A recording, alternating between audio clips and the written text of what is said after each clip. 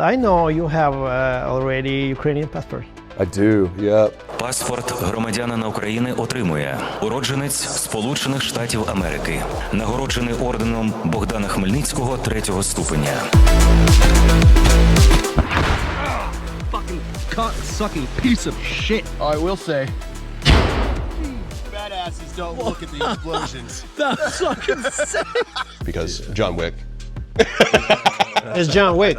The call sign is John Wick. I think it's a really funny thing because like coming up in the US military, I had a platoon sergeant and this dude would just be like, fucking this. And then I've noticed that like some of the dudes that we work with, our Ukrainian counterparts or our leadership, do that same thing but with like bliat. So he'll be like, okay, bliat, today we're going to bliat.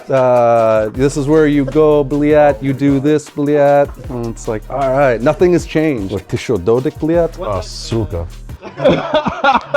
Well, there's no problem. If you had a gun, shoot him in the head.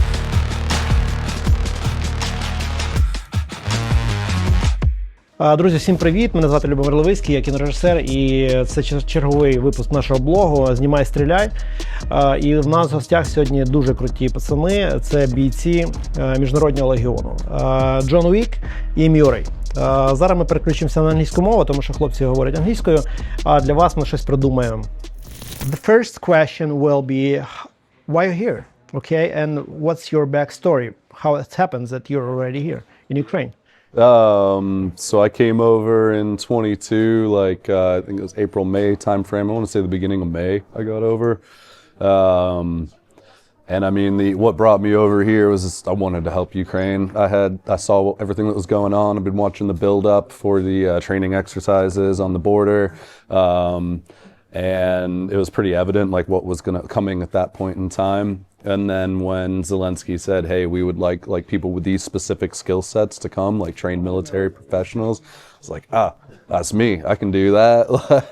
And I do consider myself like a military professional and was interested in this part of the world. And like, so it kind of just like all the pieces fell in place. Yeah. I know that you're a fan of S.T.A.L.K.E.R. Yeah, big fan. How it was for you, like experience to see the Ukraine through this game? Yeah, I think when like the first touch. Yeah, when S.T.A.L.K.E.R. like first came out, I was very ignorant of like Ukraine and really just like Eastern Europe in general in many ways. I'd never been to Eastern Europe. Furthest I'd been was like, you know, the UK and whatnot in Western Europe. But so I felt like I was really immersed in like and understood what Ukraine was, but I just got like the stalker and obviously that is not like the case. But it was cool coming over and then seeing a lot of like the scenery or a lot of the like how people communicate. You know, one of the ones that always stands out to me that I always like chuckle about is the classic like blue and white in apartment blocks, the painted walls. Like that's such a, I was like, oh, that's S.T.A.L.K.E.R. That's just the background. Yeah. So that was really surreal for me seeing that kind of stuff. And especially as you go out into like the more rural areas in Ukraine, it's like, oh wow, this could be like out of the video game. So that was really cool for me to experience. But at the same time, like the landscape that's portrayed in the S.T.A.L.K.E.R. games is a very specific area of Ukraine, right? So it doesn't really match up with like the bigger country in and of itself, yeah. And did you play already in the EU S.T.A.L.K.E.R. Oh yeah. You like it? Yeah, I like it a lot. It's been a ton of fun, yeah. Yeah, I know in the US like a lot of fans of S.T.A.L.K.E.R. Yeah. The guys who made the sound in this game, that's my guys. Oh, cool. That's we awesome. I work with them with the sound designers in my films. I had the connection. I had it going in English at first, and I was playing for like 5-10 minutes, and I was like, no, this is not authentic. Everyone needs to be speaking Ukrainian. Like, let's do this real, and it feels a lot more immersive like that. Yeah, it's good. John, what about you? So my story is roughly the same. It's similar, I should say, not the same, but similar. Watching, you know, the build up and everyone saying, hey, this is going to happen. And I'm going, yep, nope, this is going to happen. Some of the more peace-loving, I should say, or pacifist friends and family, they were just like, it's not going to happen. It's, you know, it's the 21st century. We're beyond that kind of stuff. Boom, it happens. And yeah, told you guys. And then about a week and a half later, saw Zeleensky. He put up that list, and I was just like, hey, I know how to do that.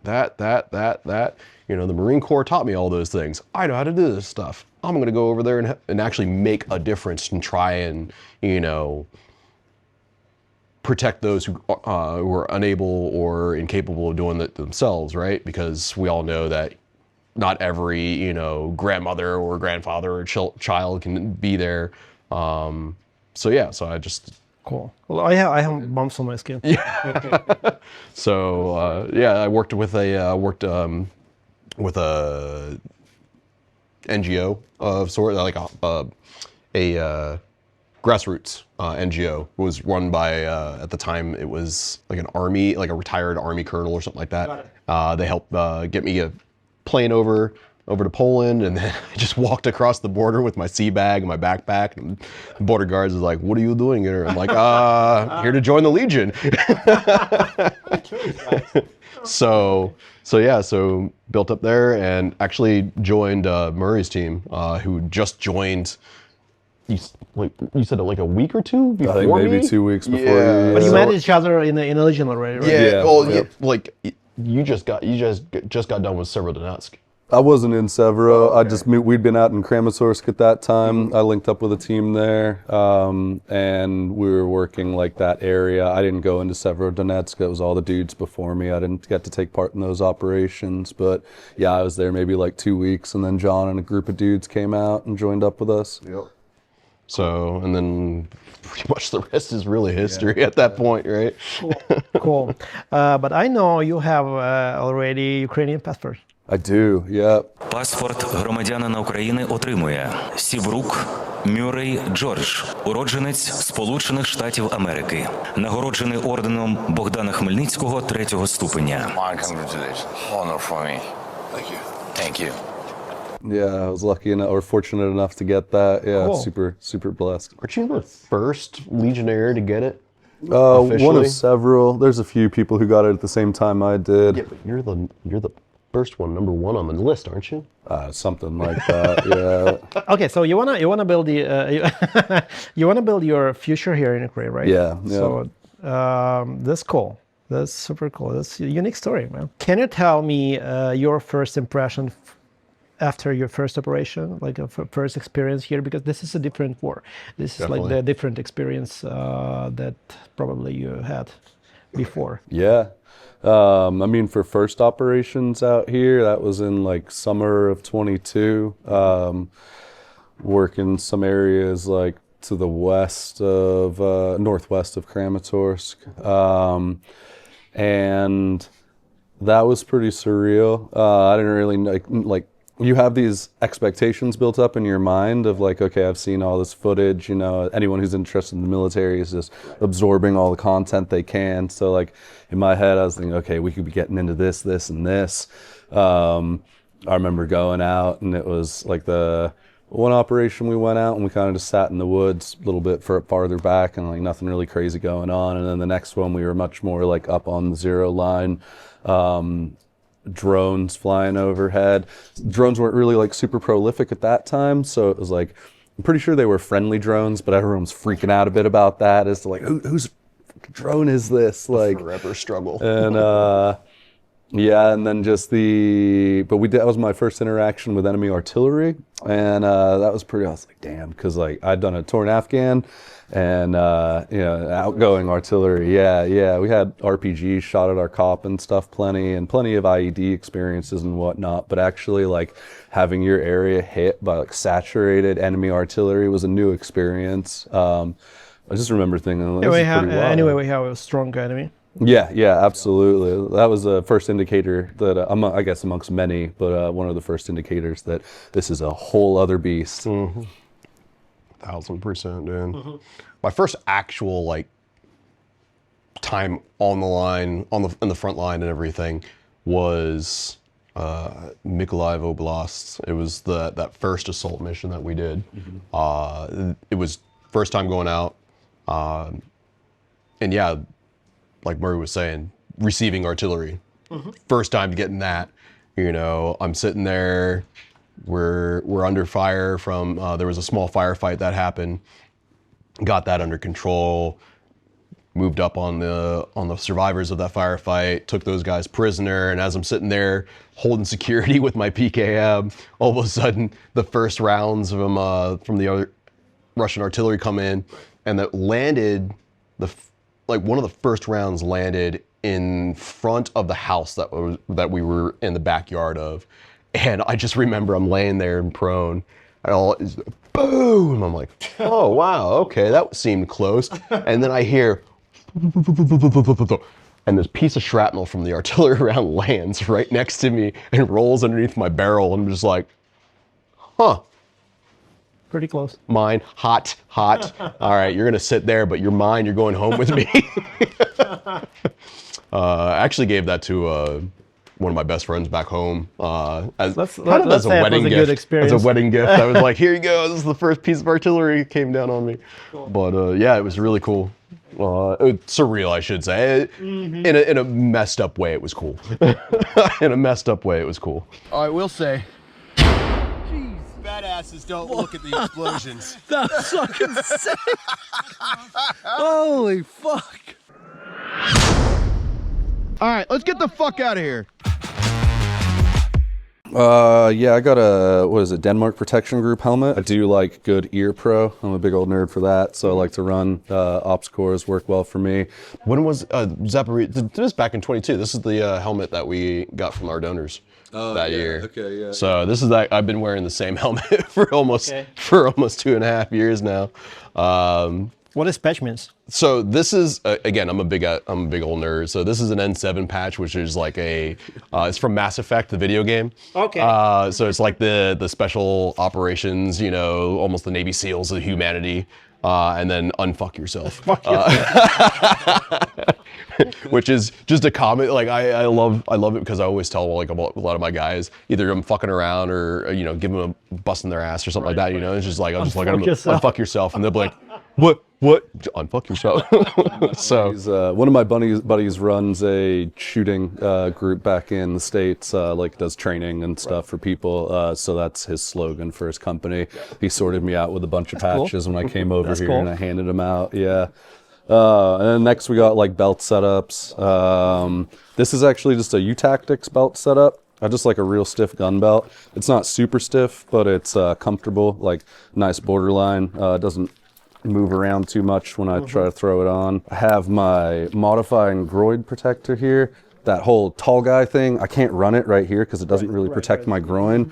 So I've got like belt loop sewn onto it, so it runs on my inner belt, sits a lot lower and actually covers, and then I just use an abdomen protector that I'll show you on my plate carrier. But for my gun belt setup, I'm a right-handed shooter, so I do all my speed reloads off the left-hand side, just run a single pistol, and then double mags there, just my fastest reload. Magnetic release dump pouch there. Just a little admin pouch for like notebooks. John and I are both team leaders, so we often run like commander positions, so need to have like annotation material and stuff with us. The holy grail of necessary equipment, a multi-tool. You are an amateur if you do not run a multi-tool on your kit. And then just a classic pistol mag, or holster, pistol mag. Yeah, you guys got it. And then a belt-mounted tourniquet, just so it's like. What tourniquet do you use? It's a cat. Yeah. Nothing too crazy right there, but it's what I know. Yeah, the best. Yeah, they work well for me. Nothing interesting. Yeah. I actually have, so I got this Ferro Concept belt that I actually bought here in the store. So I've had this for about 1.5 years now. Hasn't given me any problems, and it's always, fairly stiff because of the carbon fiber inlining and everything. So but it's worked, so I'm not gonna, change it out. Right. I got a couple pistol mags up here. Again, I'm a right-handed shooter myself, so quick draw there with my holster, my ATA holster that I got. Takego. Yeah. So and then like Murray, I have a belt-mounted tourniquet. This one actually just came with its own little pouch, so handy. This is actually a flare So I actually have a flare in here. But for the longest time, because I was running my my Mark 48 machine gun, I actually had a spare suppressor that I had held in here. My very dull. I still have to get this thing sharpened before we head back out.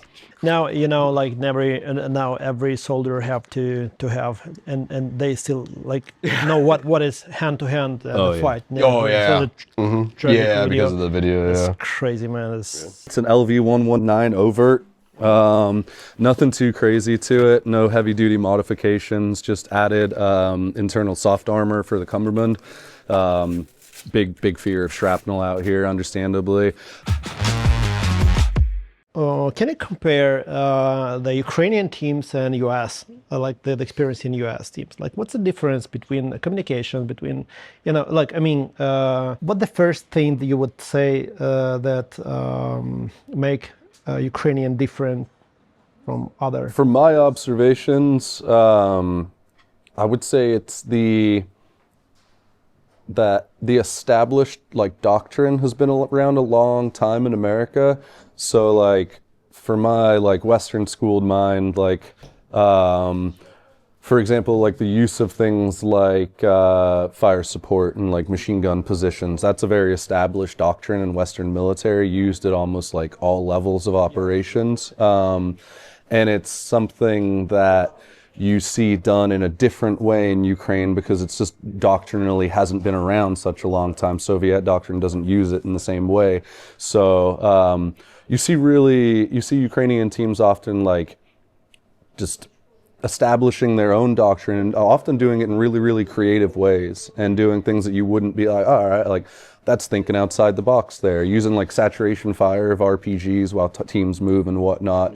And like, you know, you see good and stuff, bad stuff, both coming out of the US too. I see dudes do stuff that I'm like, what are you guys doing? That's crazy. But so it's really interesting to see the rapid development of that kind of doctrine and what people come up with out here. It's really interesting. Like a drone, so they change game. Constantly changing. I know the guys who started like who made the first flight with a combat drone. Oh, cool. And I thought the first video ever, like they did in Ukraine, and also those guys gave me a different material that was on this material was based my first documentary in 2022. Follow Me, about survival operation. Okay. And this story was super popular. It was on CNN already. I'm gonna drop you a link. You Yeah, I'd love to. Yeah, and the people, the audience was shocked what drones can do, and like the Ukrainian military started like thinking out of the box. That's true. This is a big difference, like between. Like, I really appreciate that because like we were talking about before, like I still just absorb as much military content as I can. But that's how you learn without like being there personally. You can see things. You're like, that dude's doing something. It's the same with like kit setup and stuff, right? Yeah. You see something interesting and you're like, all right, I'm gonna try that out. Like watching how the SSO incorporates like drones to the organic level of small units, and it's like, maybe they're onto something there. And so like the doctrine might be different from the Western doctrine that I'm used to seeing, but that doesn't mean it's it's inferior. It's just different, right? Right. And so seeing how dudes are pushing the envelope with that kind of stuff and like coming up with their own ideas and how we can incorporate those ideas, it's fantastic. It's really what pushes and develops warfare, right? One of the things that they just almost beat into, in the Marine Corps is to adapt and overcome. And that is absolutely 1000% what you see almost on a daily basis happening here in Ukraine. You know, even with how long this war has unfortunately been going on, it is still just constant adaptation. Yeah. Let's move! Drone overhead! Ah! Fuck! God! Damn it! And you don't really see that too often throughout history, right? Is you get two sides, they're super stubborn about how they want to do things, and they're going to keep doing it until, you know, a year later. And I mean, we saw that with the Russians. You know, that mentality of just keep doing it the way we've always done it, you know, because this is how we did it back in World War II, and it's never changed. And then it took them almost a year before they started finally start tweaking things. They're like, maybe we should change just a little bit. But they start steal like all our ideas. Oh yeah, you can do something in 2 weeks they have the same. I remember having a conversation with one of the old teammates that we had. He was a drone enthusiast back home, and he was just thinking about it. He's like, you know, I could take an FPV drone and we could stick like a grenade or C4 on the bottom of it, and then like figure out a way to detonate that thing either on impact or on command and just fly it into something. Yeah, that'd be cool. Like 3 days later, the first video of the Ukrainian doing that same thing happens, and was like, we were just talking about this. But how long did it take the Russians to go, oh yeah, that looks like a good idea. Mm-hmm. So then they copy us, you know. So since then they've started doing a little bit of innovations on their end. Some of them are more Mad Max than like impractical as hell. But yeah, they started doing their own little innovations here and there. So they're learning. A few days ago, I released a video with SBU. We did a video which has to stop young people to burn the military cars, you know, the pickups, and to make some terrorist acts, because the Russian intelligence, they pay money, you know. Yeah, I heard about that. The only reason they do this, it's the money, and it's a huge problem. We have like. According to last statistic, we have like more than 400 per day, 400 requests per day, and it's a huge problem. And we did this. Is it gonna work for young people, or? It definitely should have an impact on at least a fraction of them, you know, or some sort of percentage of them. You know, not everyone's going, you know, not everyone watches. We told about responsibility. Yeah, you know, because no, I think, you go to jail, you will go to jail, because they say that you still, you know, you don't have like 18 years and you're not responsible for that. They're gonna go to jail if they're lucky. Like, if the worst case is those military dudes are gonna catch them in the ass and they're gonna get their head kicked in. Like.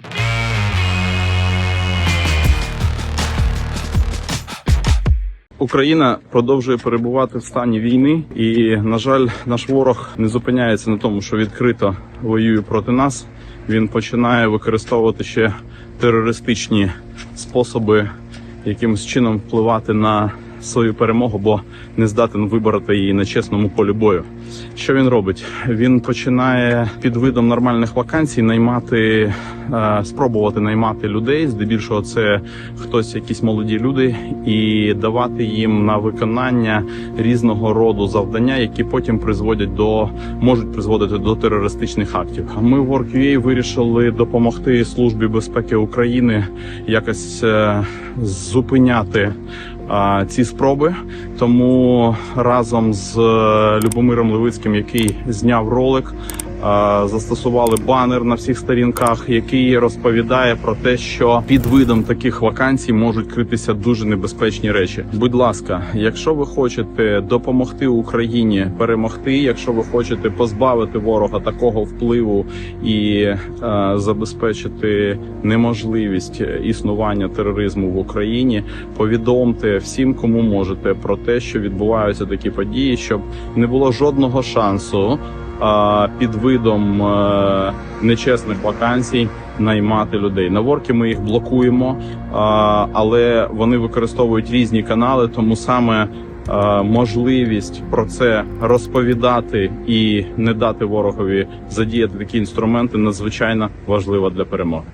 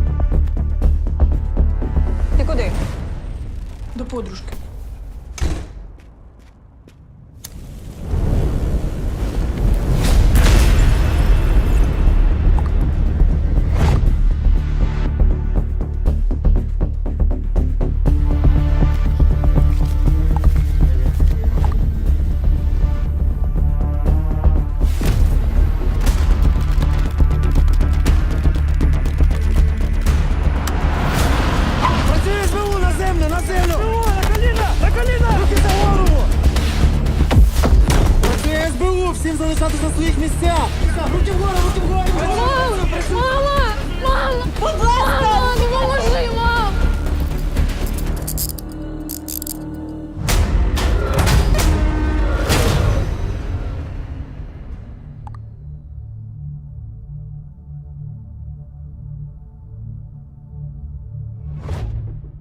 I see the memory bracelet on your hand. Oh, yeah. Can you tell more about it? Because it's like the US guys, they know about that, but we still don't have this tradition in Ukraine. Can you tell more about this? Well, I would say it's probably caught on quite a bit because I see a lot of other Ukrainians that have, unfortunately, have, you know, they're starting to get a sleeve of them. Yeah. But yeah, no, this one in particular is for Dan Swift, who was my first actual TL here, TL of our team. He was a Navy SEAL, and unfortunately, he and our medic Greg were involved with were killed in action in a ambush in Bakhmut. So, but yeah, no, within the U.S. military, yeah, we get these metal bands, and they'll either have one, or if it's one big incident. How long you wear the bracelet? Like, I've had this on since 2023. Okay. We got these, back, like, I would say early, first quarter. One of our guys got them made up, and we got these. So yeah, I think it was like a month or two after I got back from my short trip back in the States. Yeah, it's always painful to lose guys. Unfortunately, I will say I used to have two. I used to have two. I had Greg on here as well, but unfortunately, I lost it in a recent mission. Yeah, because I want to do because we lost like the two guys from our production company. It's a great, honestly, it's a great tradition because one, like all these little That's what I say, nicks yeah. and scar. Yeah, all these nicks and scar. It's because I take Daniel with me every Yes. time I go out. Right? Yeah. They never leave my side. Again, Greg popped off in mission. That's what I say. Yeah, that's what I said. It's a good tradition. Probably we should spread more this in Definitely. Ukraine. Well, let's talk about movies. I'm a film director, so I'm curious that do you like movies? Do you like military movies? Oh yeah. Probably, of course. And it's let's say that all we know about American army is from movies because we've grown up, you know, on a I remember like the Predator, like, and started like, you know, like the first movies. Predator's a great movie. Yeah. It's not a military movie, of course, but I mean, we all guys, you know, spend a lot of time next to TV, like watching the military movies. And do you have the favorite movie that inspire you? Like maybe you watch like a lot and you continue to do it. Yeah, I think probably my favorite movie and the one that like super heavily influenced me to join the military was Black Hawk Down. Black Hawk Down. It's my I knew you were gonna say all-time favorite movie. Yeah, I don't know. The work those dudes did over there. Hi, Ridley. Yeah, and I had the opportunity to serve with a dude who was there in one of those in the movie. He was a private at the time, a Ranger private, and then he did the Green to Gold program, so he became a lieutenant. And he was I wasn't in bat, I was not a Ranger, but he came over to the Parachute Infantry Regiment that I was at, and yeah, I got to meet that dude, and that was like was fangirling super hard for a bit because I was like, you were there, like holy cow. So That's cool. Yeah, that's cool feeling. Yeah, when you. Yeah, meet your heroes kind of thing. It's cool. Yeah. I heard like a lot of military guys. They like the Long Survivor movie. It was you know, this film. Yeah. No, it's a It good was made accurate, like, you know, and people really believe that it was like real story. And what do you think about this film? I think the heroism displayed by dudes like Mike Murphy in that film is something that we should all aspire to, and the like the leadership that is displayed through that and through the similar, like with the books and the stories about it, is the kind of levels of like heroism and just duty that you should aspire to as a soldier. It's like an example of doing it right. I mean, it's a 4-man element, right, that went out there and fought off hundreds of dudes, and yeah, they sacrificed themselves in the process. But The yeah, guy this is a is good dancing. one. Yeah. Yeah, Is yeah. it tradition or or just fun? It might be a SEAL tradition. I'm not sure. All units have their like little internal traditions, right? And ways of like bringing on the new dudes into full-fledged positions. I imagine this is something. We have the scene with planning operation, right? How you do this? How you do this? In the same way? Similar. It depends. I think it largely depends on what we have available to us. Like these guys have a no shit like projector and screens and everything, right? No, we don't always have like not every unit or every team has a projector they can use, for instance, right? So we might actually be like, all right, everyone, gather around my iPad, my tablet. It's like, I know there's 20 of you here, but get your heads in here so you can look and see what I'm doing on there, right? Or we might actually do it like, some of us do it like old school, where I get like a whiteboard and I start drawing. Like we say in the movies, in the film business, we say guerrilla style. Yeah. You get on there and like suffer through my poor 3rd grade level artwork, and just like, this is what we're doing. I have next my stupid question. There's no stupid questions, man. What do you usually talk about your fellow American soldiers? What surprises them and interests them? And what did they imagine differently from the things actually are? Oh, like just our casual conversation. Yeah, like, what do we chat about? It really Warhammer. depends. Yeah. I mean, like this, John and I will chat about Warhammer because that's what interests us. Like, I've got friends. It's super Black humor. individual. Yeah, there's a lot of morbid humor that goes Oh, yeah. around and dark humor out there. I think that I have met quite a few Ukrainians who are pretty shocked about how humorous we find like military work and like combat conditions, where like been in positions like getting shelled super hard and dudes are giggling about it, and definitely had dudes tell us like there is something wrong with you. I can't count how many times I've been told, John, you have to take this seriously. I'm like, I am taking it seriously, but if I don't smile and crack a joke, I will go insane. That's correct. It's a good moment, guys. It's a good moment to invite you in my next film, Kill House. Yeah, it's gonna be a new generation Ukrainian military film, and we have in this operation we have 3rd Assault Brigade, International Legion, and SBU. That would be cool to have you. We already have you in our teaser. Guys, if you're going to see our teaser, there's a guy in the Black Hawk, the close-up. I give you the close-up. Yeah. Good to have you guys in this film, because the main idea of this film is to put the real team guys, in the movie. We're going to have like the 4 main characters. They're going to be actors. Of course, they got to be trained. And we're gonna spend like the several months to train them. But the main idea is to put the real guys in the film. It's a good experience, It's gonna bring more truth, and I hope our American friends gonna like it, because this is an international story, and it would be cool to show it. Maximum authentic, but anyway, it gotta be international. Yeah. So this is my official invitation. Oh, appreciate it. Yeah. So I'll be happy to have you in the film. I request that I have a cigar at all times, half chewed. When I shot a teaser.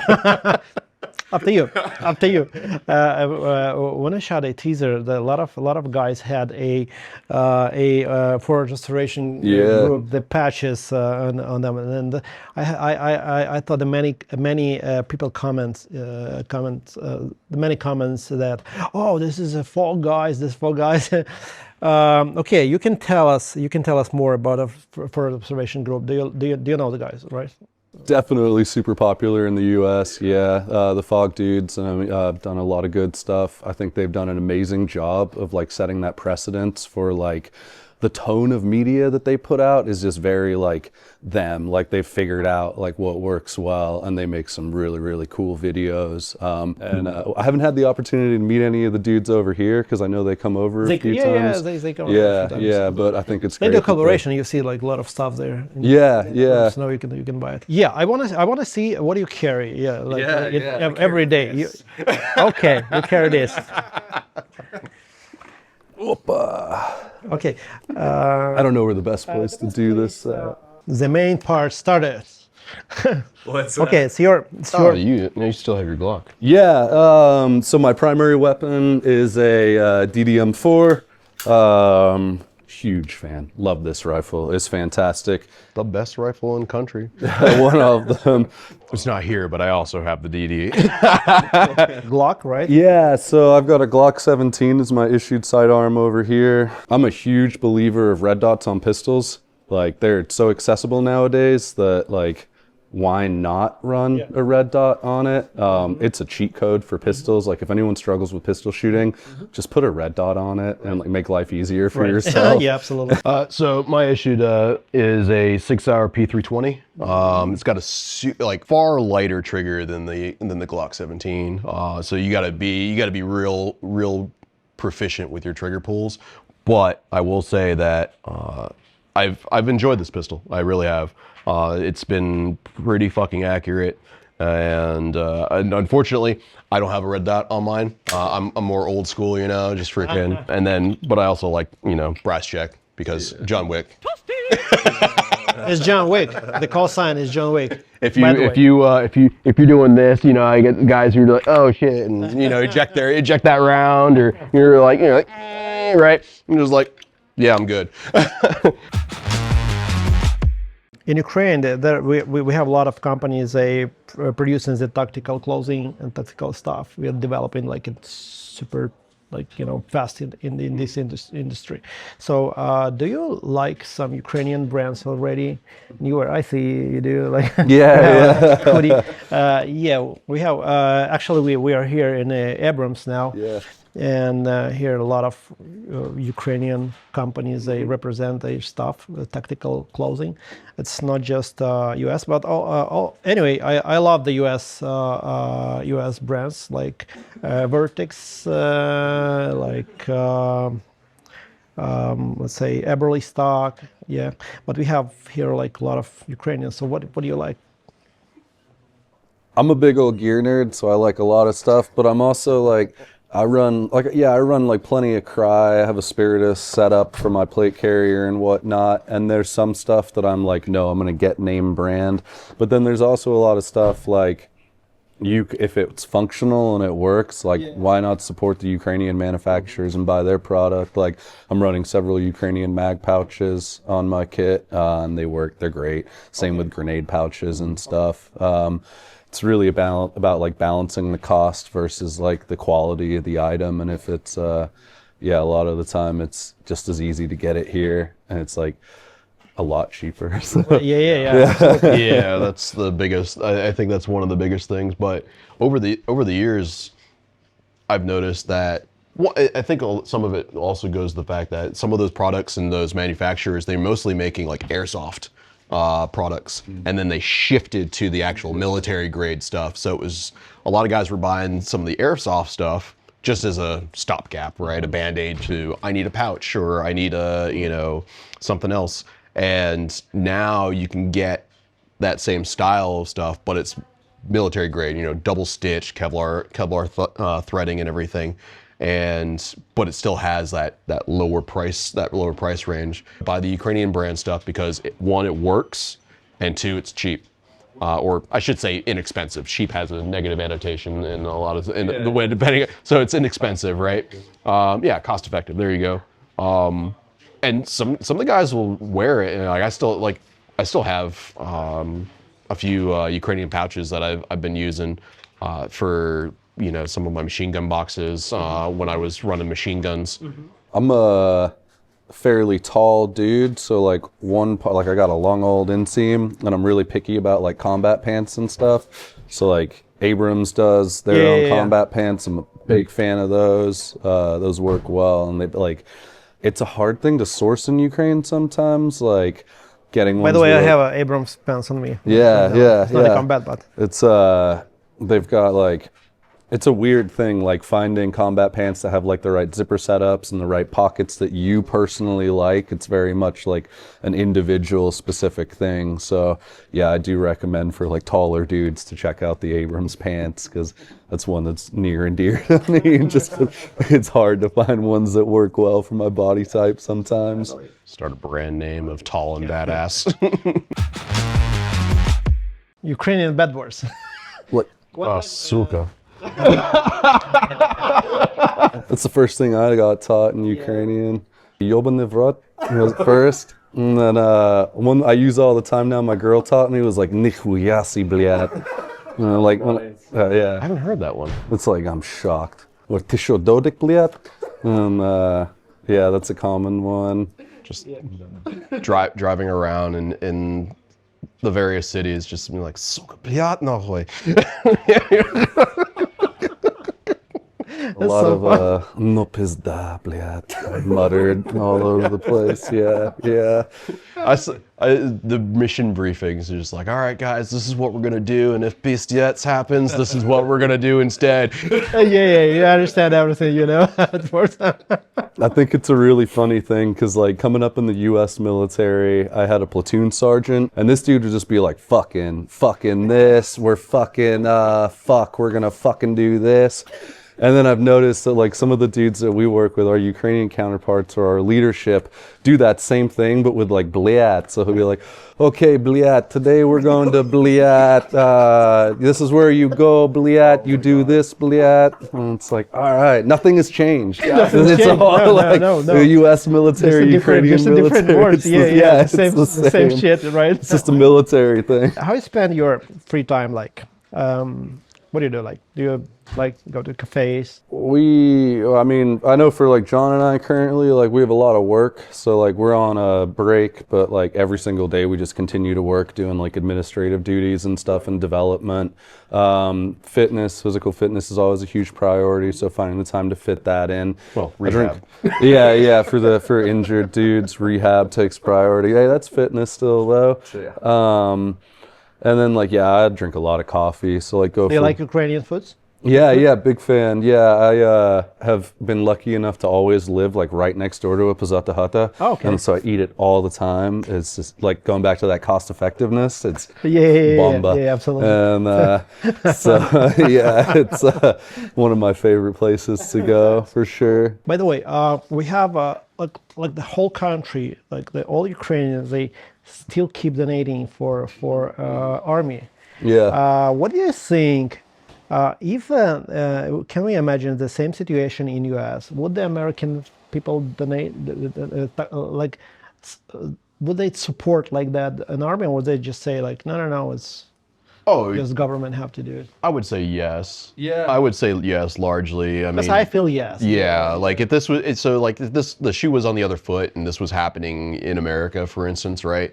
Yeah, definitely. I would think that suddenly, hey, we need help, getting vehicles. Because Americans are so kind people. I spent 5 years in the U.S. Yeah. In Los Angeles.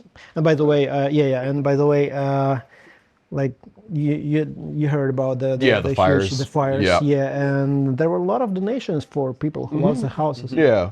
No, there's a lot of people that actually do, when tragedy hits, there are a lot of people who get online and donate to various NGOs or other charities that are going out there. When somebody puts up like a GoFundMe of some sort, right? Right. There are plenty of people that do that. And so again, it's when it affects them, when it affects the nation, then yeah, they definitely come together pretty consistently. And pretty powerfully, actually. Mm-hmm. How many times have you seen a GoFundMe? It's like, we need $10,000. Holy shit, we got $35,000. It's like, all right, cool. What do you see the biggest systematic strength of Russian army, and what are the most critical weaknesses? I would say it's a serious question. Yeah, I would say their greatest strength is their like concentration of manpower. They have the ability to concentrate their manpower in strategically important areas. And then their lack of empathy or compassion for human life. They genuinely don't care.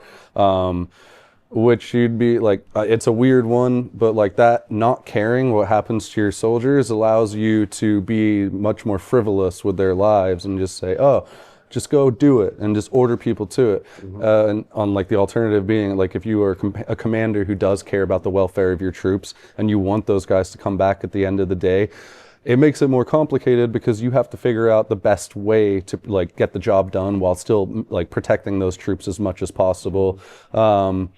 But it's very much the better way to be. It's just, I will say it's a strength for Russia because it does give them that freedom of like, we don't care if these dudes die, just go and get the task. And they continue to throw men at it.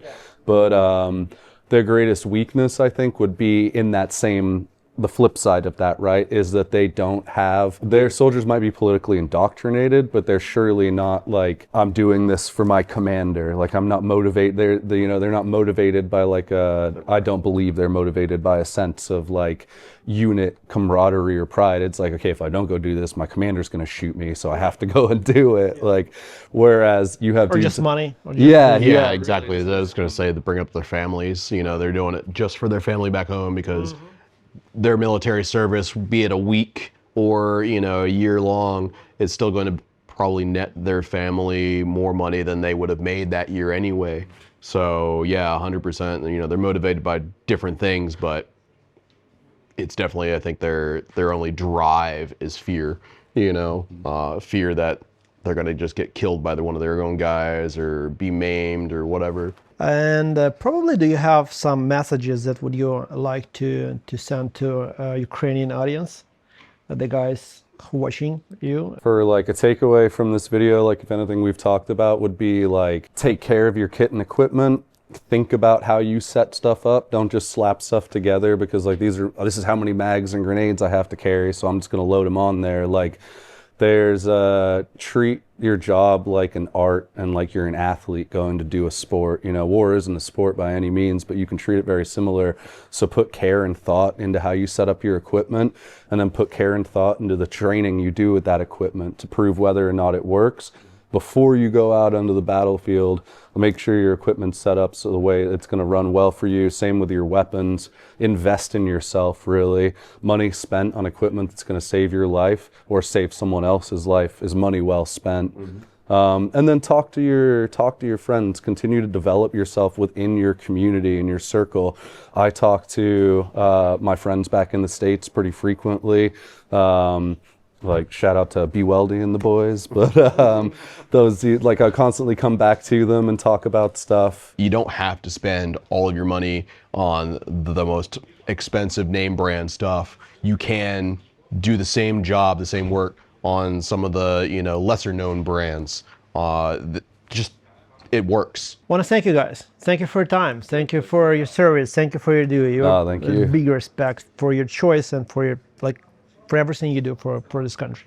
Appreciate it. Thank you guys. Thanks for having us on. Thank you for having you.